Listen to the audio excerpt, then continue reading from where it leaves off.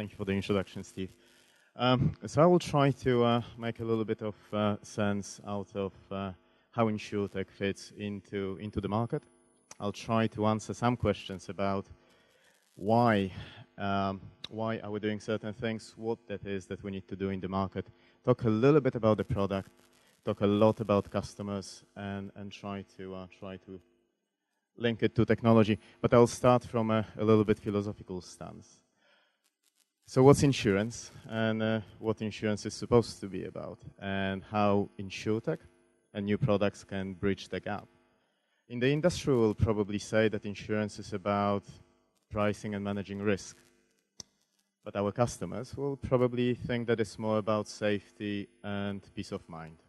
Similarly with claims, it's probably more of a process of helping the customer rather than just managing the settlement. And what needs to happen in this age, and it's the age of customer, and we've gone through automation and manufacturing and digitalization, and now we are certainly in the age of customer. How do we bridge this gap? And it's the products that need to go out to the market that will answer the changing consumer expectations. We are interacting in a very different way. We consume products and services in a very different way. We produce and we accept a lot of different data sources and data points.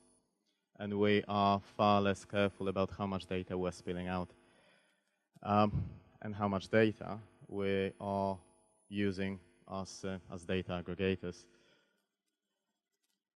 Millennials, a very different breed, and it's fascinating to see how much different these demographics, this generation is from the previous ones.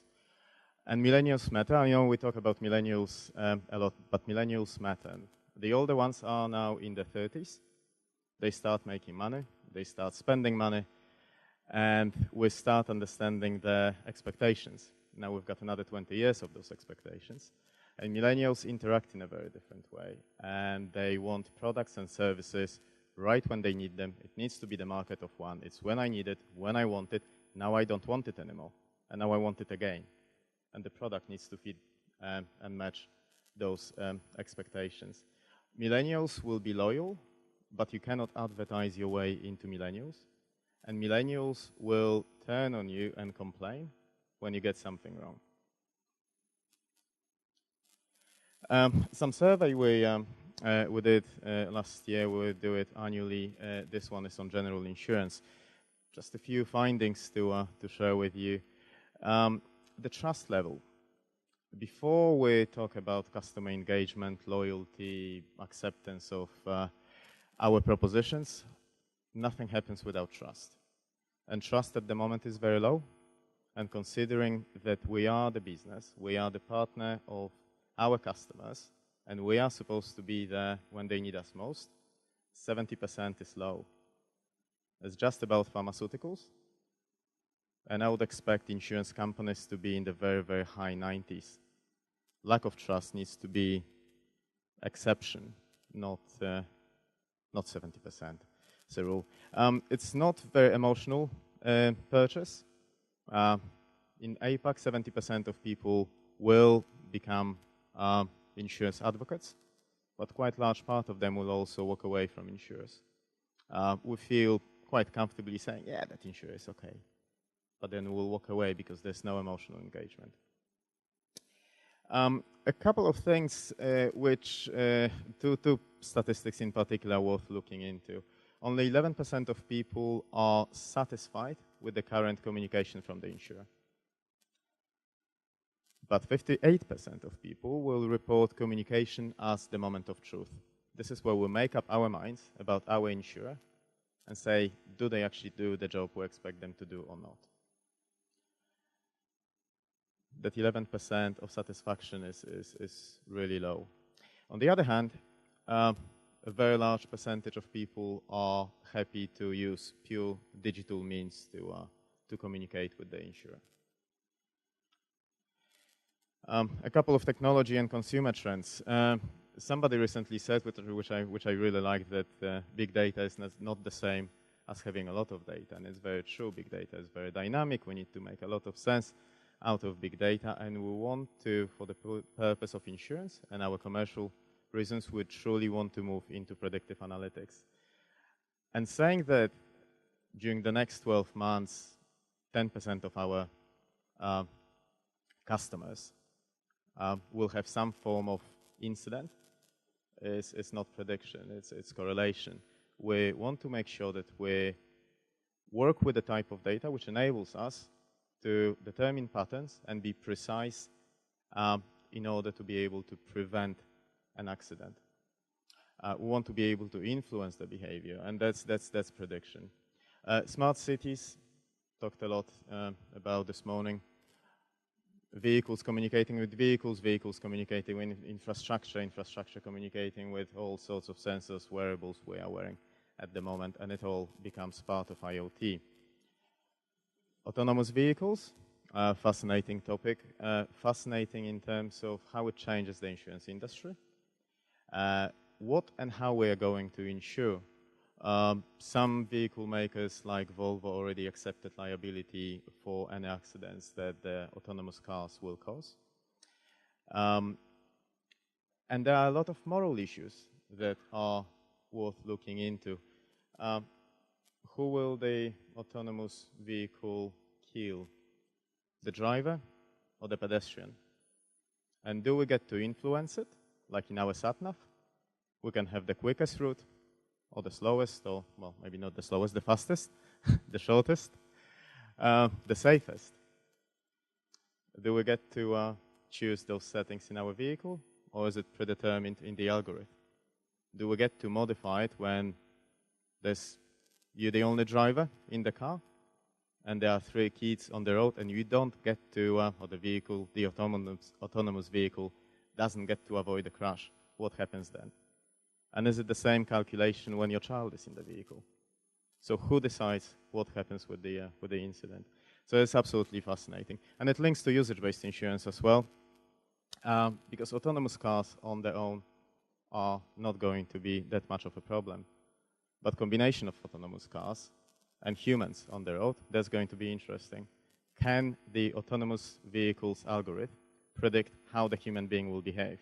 If you're an insurer and you learn about your drivers, do you know if your drivers are predictable from the point of view of autonomous cars?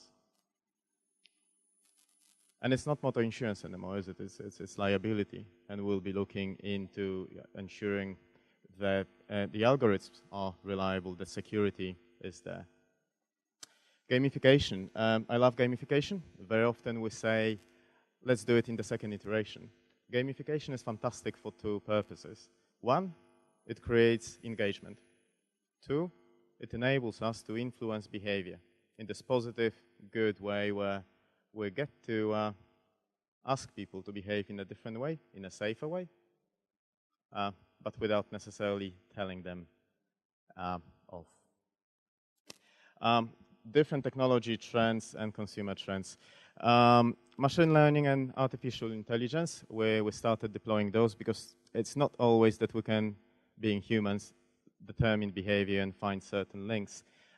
We've developed various analytical solutions. We've got a concept where we are looking into what behavior we recognize, what's the value of that behavior, how it applies to online and commercial behavior, but also trying to link it into personality models, psychometrics, understand why somebody behaves in a certain way. And once you start playing with data, there are some fascinating observations where you'll find that somebody who drives in a certain way in a certain vehicle on a Saturday morning is more likely to buy sports equipment on Friday night. Go figure. Automation, robotics, robo-advisors. Why? Not only just pure business optimization. When we think about insurance industry, we are not very good with customer interaction, and we are not very good with touch points. And we passed the point of touch points, I think, at this point. It's all about automation. And IoT, new business models, all require interaction, integrations, continuous monitoring of engagement. You're not going to quadruple your call centers, and you're not going to be sending a lot of emails just to keep up with this. It needs to be automated, and it needs to be done in a smart way. Community and peer-to-peer, not dissimilar to the mutual model, but all based on technology, much more interaction. And community, we can no longer afford to produce products which are pure insurer to the customer or service provider to the customer. All of them, in my humble view, need to have the element of community. What people like to do, people like to collect things, people like to share things, people like to express themselves, people like to compete. It needs to be part of the proposition. It needs to be the ecosystem that we've created. What business models means? When we talk about innovation, sometimes we just purely focus on InsurTech. There's a lot to the business model. Two companies which, from the numbers, don't look overly dissimilar. I'm sure lots of you know the example. It took Hilton a little bit longer to get where they are, founded 1919. Airbnb, founded 2008. Digital disruption. Largest accommodation provider, owns no real estate. World's largest taxi company, owns no taxis. Let me pick on Netflix. Largest movie house, no cinemas. Society One, equivalent of P2P in insurance, lending and borrowing money from each other. No actual banks, and no actual money. And it makes me think that it's not dissimilar to the insurance industry. So possibly we have some assets here which are consistent with the changing world. Definition. What's usage-based insurance? That's my little baby in EY. Usage-based insurance is a type of insurance product which uses personal individual data to customize the product. And we too often focus just purely on risk assessment. It needs to be a comprehensive product. You need to be able to sell that product in the first place. Telematics. Telematics is a technology. It's a measurement of moving object and communication of that measurement from A to B. When we talk to industry players about launching usage-based insurance, they ask about telematics. It's a little bit like asking a question, which fitness tracker should I buy to get fit? It doesn't make sense, does it? But it's about data, and it's about data distribution. When we get this new asset, the new data stream, we should not be narrowing down the benefit of this just to a single purpose of risk management. You want to grab that asset and utilize it to its absolutely fullest. You will use the same data for the purpose of creating appealing customer proposition. You will be measuring risk, and you will be controlling your costs using the same data. So let's put the data through the organization and create as much value out of it as we can. And a bit of a practical implementation consideration. When you think about usage-based insurance, it's a little bit like opening a new shop. You want to have a little bit of strategy. You want to think about how am I going to place it, who my customer will be, what will be the price, what's my branding. Opening a new bakery, you'd probably think, is my shop suitable for this if there are two other bakeries on both sides of it? It's a simple business consideration, not even a technical one at this point. Just think what that is, who that is for, what am I going to achieve. Make sure you know how you're going to achieve that. Build those business models, know your target operating model, and then you can move to implementation. And there's a lot more about usage-based insurance than just telematics. So we're very often asked about how much will be the box. Well, we'll find the right box, but it really is about customer-centric product. It's about creating value for your organization.